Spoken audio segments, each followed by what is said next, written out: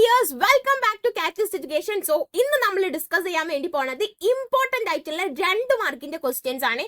എപ്പോഴും നമ്മൾ ഒരു സില്ലി ആയിട്ട് കാണുന്നതാണ് ഈ 1 മാർക്ക് ക്വസ്റ്റ്യനും 2 മാർക്ക് ക്വസ്റ്റ്യൻസും ഒക്കെ.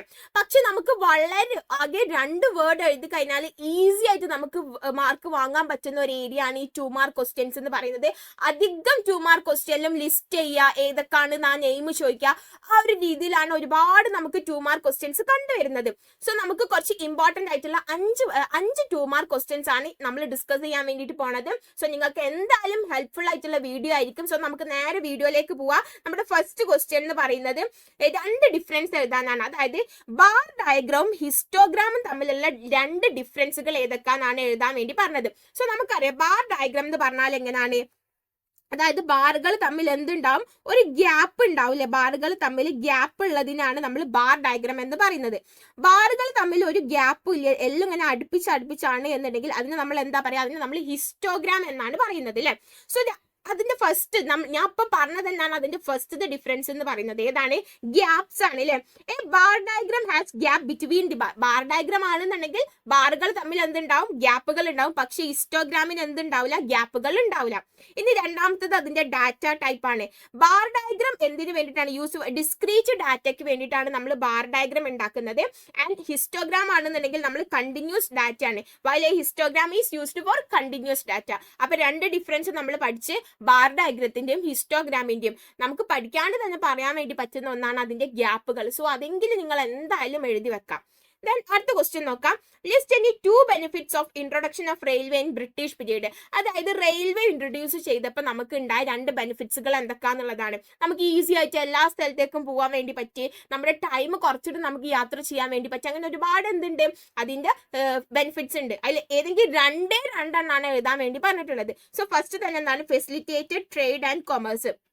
അതായത് നമുക്ക് നമ്മുടെ ഗുഡ്സും കാര്യങ്ങളൊക്കെ ക്യുക്കായിട്ട് നമുക്ക് മൂവ് ചെയ്യാൻ വേണ്ടിയിട്ട് പറ്റുന്നുണ്ട് അല്ലെ. Railway helped in the quick and cheap movement of goods across long distance, boosting internal trade. അപ്പൊ നമുക്ക് ലോങ് ഡിസ്റ്റൻസിലേക്ക് നമ്മൾ ഈ ഗുഡ്സും കാര്യങ്ങളൊക്കെ നമുക്ക് ക്യുക്കായിട്ടും ചീപ്പായിട്ടും നമുക്ക് എന്താക്കാൻ വേണ്ടി പറ്റുന്നുണ്ട്, നമുക്ക് മൂവ്മെന്റ് നടത്താൻ വേണ്ടിയിട്ട് പറ്റുന്നുണ്ട്. രണ്ടാമത്തത് എന്താണ്, connected different regions of India.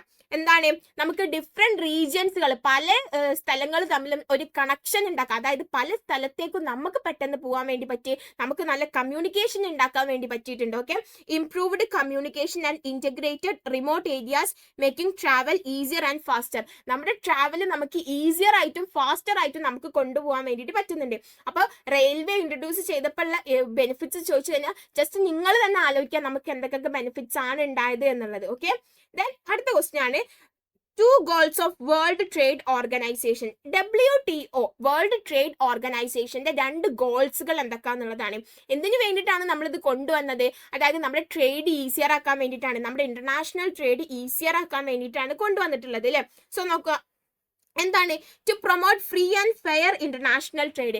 Free ആയിട്ടും ഫെയർ ആയിട്ടുള്ള ഇന്റർനാഷണൽ ട്രേഡിനെ പ്രൊമോട്ട് ചെയ്യാൻ വേണ്ടിയിട്ടാണ്. അതായത് ഒരുപാട് ബാരിയേഴ്സും റെസ്ട്രിക്ഷൻസും ഒക്കെ ഉണ്ടായിരുന്നു ഇന്റർനാഷണൽ ട്രേഡ്. ബാക്കിയുള്ള കൺട്രീസിനായിട്ട് നമ്മൾ ട്രേഡ് നടത്തുമ്പം ഒരുപാട് ബാരിയേഴ്സും ഒരുപാട് റെസ്ട്രിക്ഷൻസും ഉണ്ടായിട്ടുണ്ട്. സോ അതൊക്കെ ഇല്ലാണ്ടാക്കി.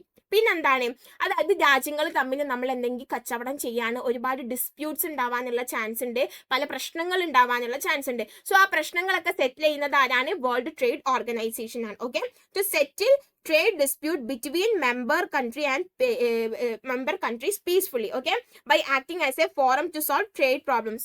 എല്ലാ ട്രേഡ് പ്രോബ്ലംസും സോൾവ് ചെയ്യുന്നത് ആരാണ്, വേൾഡ് ട്രേഡ് ഓർഗനൈസേഷൻ ആണ്.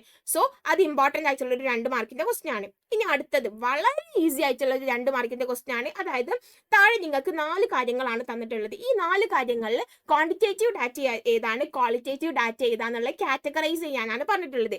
ഏതൊക്കെയാണ് തന്നത്, നാഷണാലിറ്റി, വെയിറ്റ്, ജെൻഡർ, ഇൻകം. ഈ 4 കാര്യങ്ങളാണ് തന്നിട്ടുള്ളത്. ഇതില് ക്വാണ്ടിറ്റേറ്റീവ് ഏതാണ്, ക്വാളിറ്റേറ്റീവ് ഏതാണെന്നാണ് ചോദിച്ചിട്ടുള്ളത്. സോ ഇതിൽ ഏതൊക്കെയാണ് ക്വാണ്ടിറ്റേറ്റീവ് എന്ന് പറഞ്ഞാൽ എന്താണ്, മെഷർ ചെയ്യാൻ വേണ്ടി പറ്റുന്നതാണ്, നമ്പേഴ്സിൽ എഴുതാൻ വേണ്ടി പറ്റുന്നതാണ് എന്നുണ്ടെങ്കിൽ അതിനെയാണ് നമ്മൾ എന്തെന്ന് പറയുന്നത്, ക്വാണ്ടിറ്റേറ്റീവ് ഡാറ്റ എന്ന് പറയുന്നത്.